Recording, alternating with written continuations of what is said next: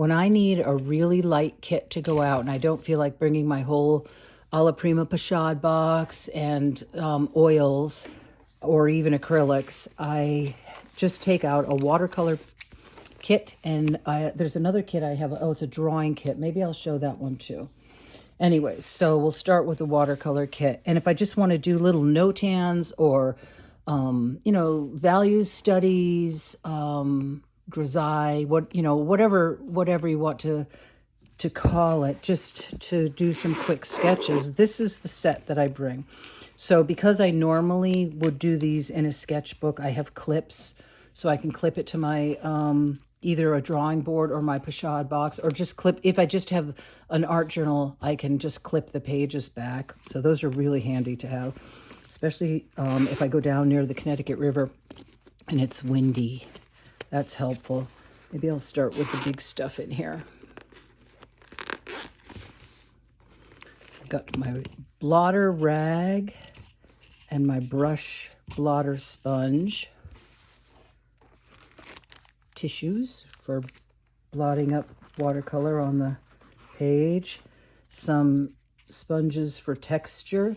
This one is different. This is for actually blotting my brush on, and these are more for picking up pigment on the page and getting texture in areas.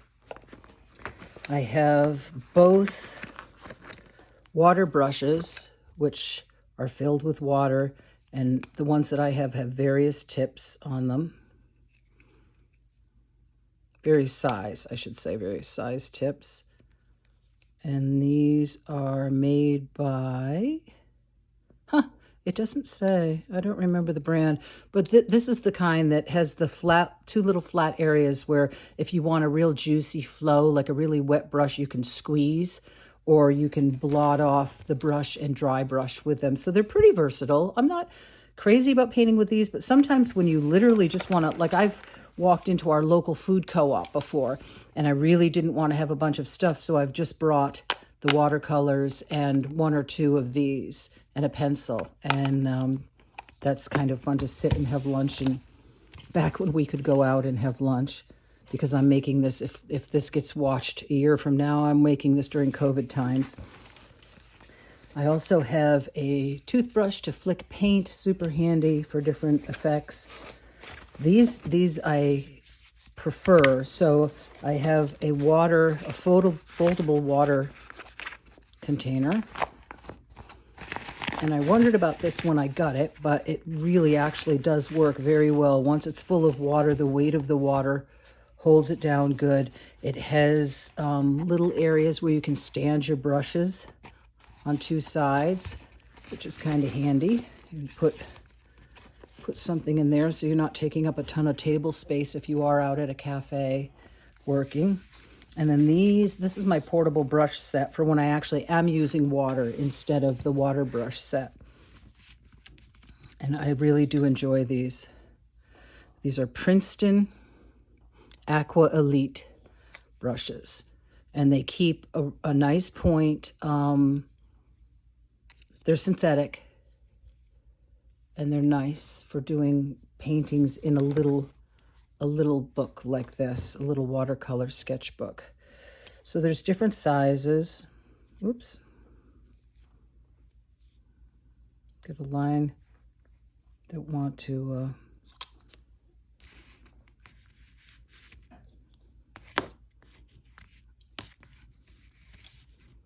So that's the largest, and then this is the smallest one. Nice points. They hold together. I haven't had them fall apart. So nice set. I like this set a lot. I feel like I get good control with it.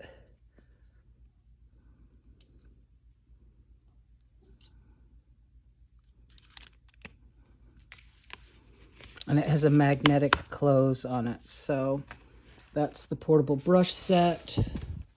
I didn't show, these are my M. Graham colors. I do have other sets that I sometimes take, but this is the M. Graham palette that I put together. Hansa Yellow, Naples Yellow, Gamboge, azo green, sap green, hooker's green, olive green. I don't tend to put greens in my palettes anymore. I used to, but I think I prefer to mix my greens. Ultramarine blue, cerulean blue, phthalo blue, diox purple, quin violet, quin red, quin rose, pyrrole red, quin rust, yellow ochre, raw sienna, and burnt umber. So it's quite, quite a versatile palette. There's a lot of mixing that can be done with these colors.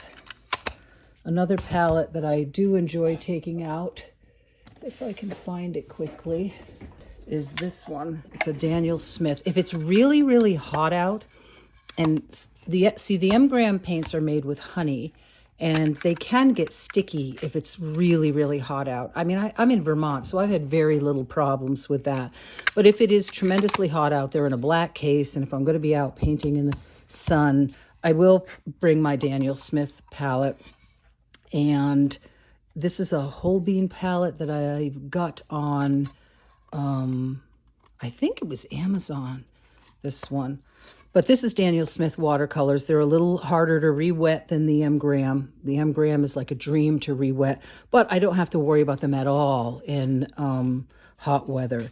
And this actually is, they came out with a set, and I forget what they called it, but it was back ordered forever, and it was kind of expensive.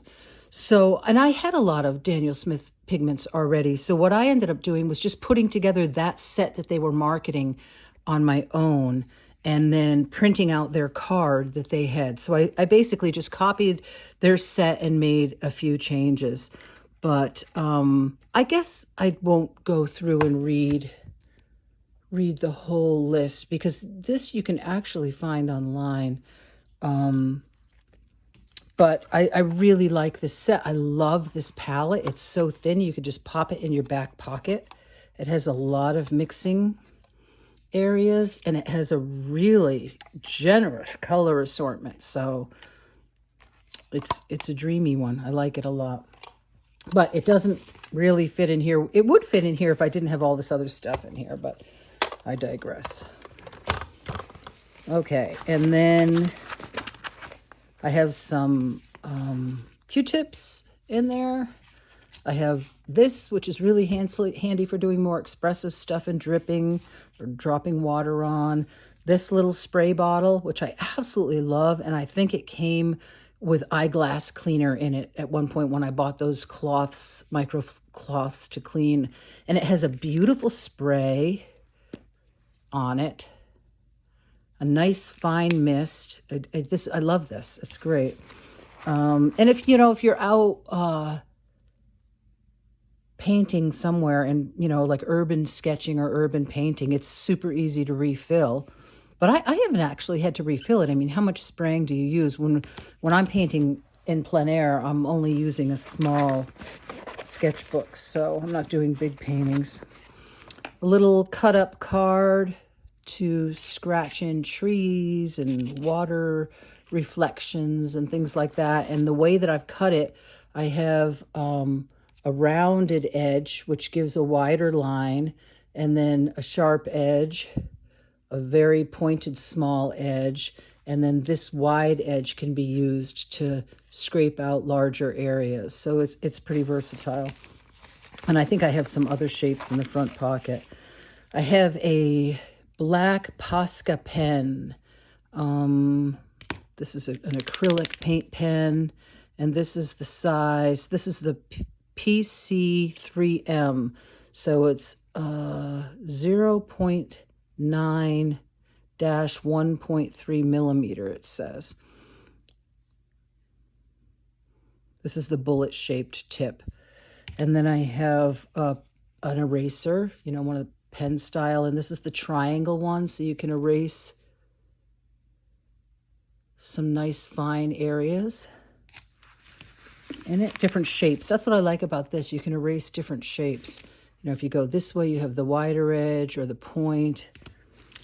I have the Sharpie Paint Pen in white, which is great for watercolors, for highlights. I love this. I like this better than gouache.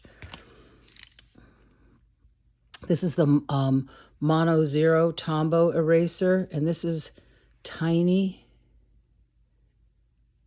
So tiny. I love this eraser. Bigger vinyl eraser.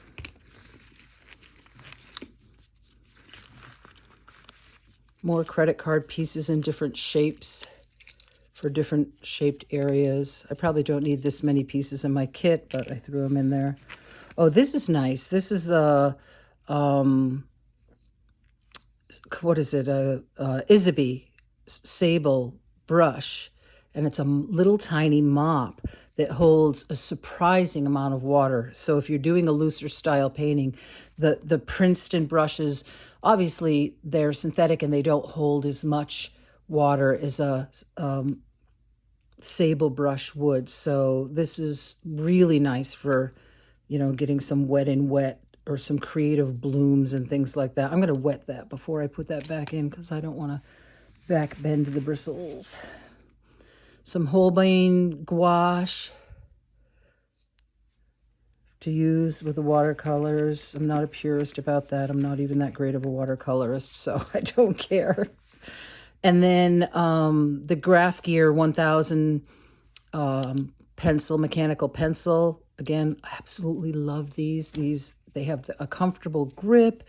You can, I don't know if I can show you this, but if you look at this little window here, there's this little window that you can turn, and it has like B, 2B, H, HB, so that whatever lead you load in, because I have quite a few of these. I have one in my pochade box. I have one in my the other sketch box that I'm going to show you, and so it's nice to know which leads you have in which one.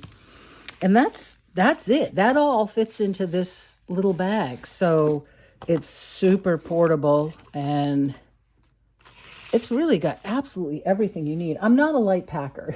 You know, if you look, like I went through my pochade box today to try to make it lighter because it's been hurting my back a little bit. And, you know, I emptied some stuff out. It's like whenever Don and I used to go on vacation anywhere, he used to tease me about what a heavy packer I am. So, all right, I'm going to shut off the video. I'm going to pack all this stuff back up into here, and then I'll show you my drawing kit.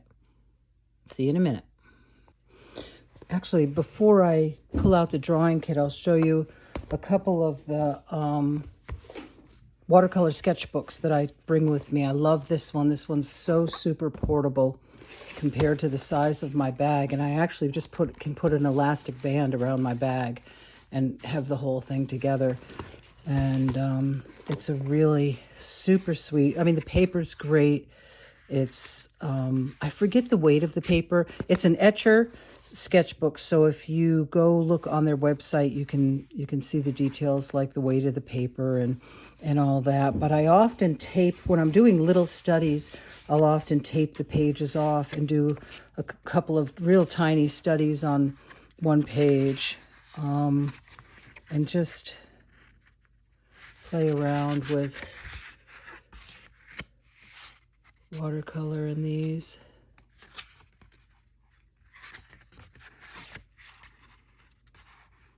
I don't know how well this is showing. It's so dark in the studio today.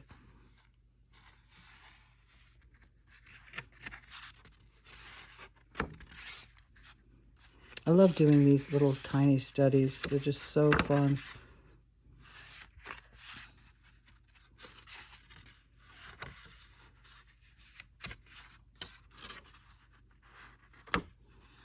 It's fun to look at things like rocks on the sandy part of the brook, and you know, looking underwater at the shapes of the rocks and the water passing over them in the sand. It's fun to look up close, and I love these kind of messy, expressive, I guess I should say, little splattered and scraped and scratched, and that shows how much abuse these pages can take. I did a lot of scratching and scraping and splatting, and these were quite wet when I worked on them, and you know, the pages hold up pretty darn well, and there's paintings on both sides.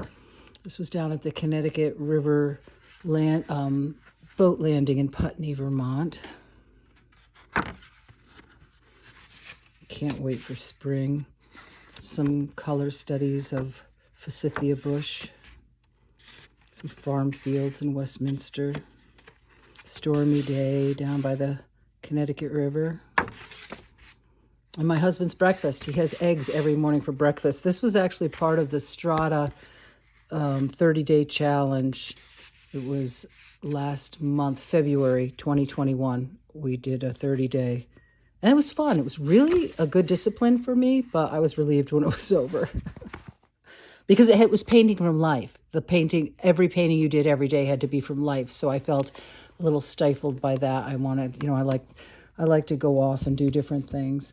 And then this is another size I have, and this is a great size for painting in. It's, but it's bigger, it's heavier. It depends on what you're looking for, what you want to do, how much you want to carry if you're hiking into the woods. I mean, not heavy. This is Etcher too. Got the little Etcher llama on it. I like this paper. I like it a lot. These are great little sketchbooks for just exploring in. Someday I guess I won't go through this all now, but someday I'll do a flip through of my journals. And this is the problem with me. All of my journals are like half full, quarter full, half full. And my goal this year, I said this in the last video that I uploaded, my goal this year is that I am not allowing myself to buy any more sketchbooks until all the sketchbooks I have are full. I mean, here's a pile. None of these are full. I think one of these is full. Maybe I filled this one yesterday. Okay. So this is my drawing. Oops, sorry, I keep bumping the camera. This is my drawing one. Castile Art Supplies. Not sure if this came from Blick or Amazon. I have a chamois cloth, viewfinder, which is so important to have. And then, I mean, it's just loaded for bear. It really is. There's jelly pens, Uniball, Signo pens for white highlights. There's a Blackwing pencil sharpener, and it has the regular sharpener and then the extended long point. So you sharpen it in the number 1 slot to get a regular point, and then after you do that, if you want the long point, you sharpen it in the number 2 section, and that is Blackwing. It's got one of the white erasers. I've got a gum eraser.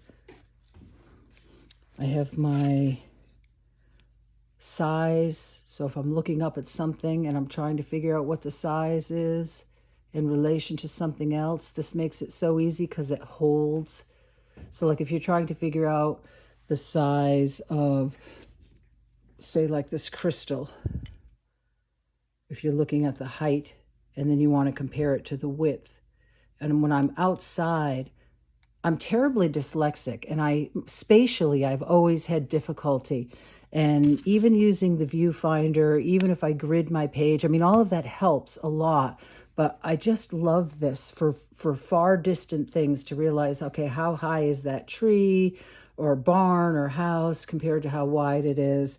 I have different versions of this. I have larger versions of this, but they take up a lot more room. So this is a fun thing to have. And so I have like the Nero charcoal, oil-based charcoal pencils in here. I have charcoal, I have Conte, I have white pastel, I have these two are water-soluble graphite. I have regular graphite in different hardnesses, softnesses. I have another graph gear pen, all kinds of erasers, Tombos, tiny Tombos, medium ones, all different size, all different color. I have a set of these Tombow gray. This is their grayscale. There's actually more to this set, but if I'm doing no-tans or value sketches, I don't need the whole range. I only need like 2 or 3 grays. So these are all different grays. And then the nice thing about this case, although I don't ever really use this aspect of, oh, and then underneath I have a ruler, which is nice.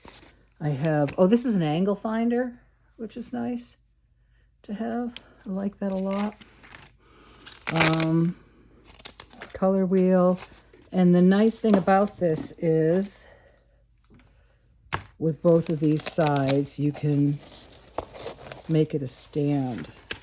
And I think you could, there's two different heights you can do it at or something, but you can make your pencils stand up to make them easier to get to. So there, if you want, and you can do it with both sides if you want to have them easier to pull out. I really never do that. I mean, it's a nice thing to have. I actually prefer to use this pocket for space to stuff stuff like these in my angle finder, which I actually always forget I have in there. And my viewfinder, I kind of just leave out. Chamois cloth, all that good stuff. Oh, there's a another pencil sharpener in here. Oh, and there's this kind of sharpener for if you want to get the really long points. It's like a box cutter sharpener.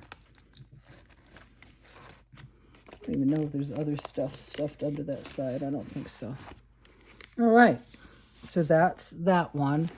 Plenty of stuff for drawing, figuring things out. All right, so that's the drawing set. Between the two, they only take up that much room. And then I usually bring some kind of moleskin journal with me when I go out, trying to figure out the composition or doing some little notans or whatever. Obviously, this is more studio stuff, but that was another drawing where I was trying to figure out a composition. This was Plein Air, trying to figure out the layout of a composition. These were some trees behind my house that I was going to actually do a painting of. I did this, it was such a cold day, I did this looking out the window, and I never ended up going out to paint it. But this was another couple of just value sketches that I did out in Plein Air. So this one, so my New Year's resolution, obviously, to fill these journals. I'm so close on this one. I think I counted. I think this one has like six pages, which if I did both sides would be 12. I think it's 7. So it was like 14 pages if I do both sides. And this one I just finished the other day. And I did this on a video. I uploaded a video to YouTube, on my YouTube channel with this one. But this is an ancient journal, actually. This just shows, sometimes when you look back on your work, it's so embarrassing. But this was really old stuff. And if you look at my newer journals, it shows the progress I've made. But because I had moved on to doing different things, I never went back. I was always starting new journals. So my journals are crazy like that. They have empty pages in them. Sometimes I have gone back and painted over a page. So they're so out of whack, and I'm terrible at out of sequence, I should say. And I'm terrible about dating my pages. I'm really trying to get better with that. But yeah, so goals, right? Goals. All right, so this is turning out to be a really long video, but I hope you enjoyed it. And try that tea. Oh my God, if you're a tea drinker, or if you're trying to stop being a coffee drinker like me, this is such a yummy mix. And of course you have the caffeine to give you some energy, and then the nice chamomile, honey, vanilla to chill you out, take your stress away. So good. All right, everybody, bye for now. I'll see you in the next video. Have a great day. Thanks for watching. Oh, and if you liked the video, please click like, leave a comment. If you have questions, leave a comment here. It's easier for me if you leave a comment on YouTube than if you try to email me, because a lot of the emails go into my spam box and I never see them. So you're more likely to get an answer from me if you actually leave your questions in the comments on YouTube, and then other people see them there and it answers their questions for them. But I really appreciate it when you give a like or a thumbs up, because especially on YouTube, because YouTube sometimes threatens to take away my monetization program if I don't get enough views and likes and blah, blah, blah. So it helps. It helps my videos get more views. All right. Thanks so much. Enjoy your day. Bye-bye.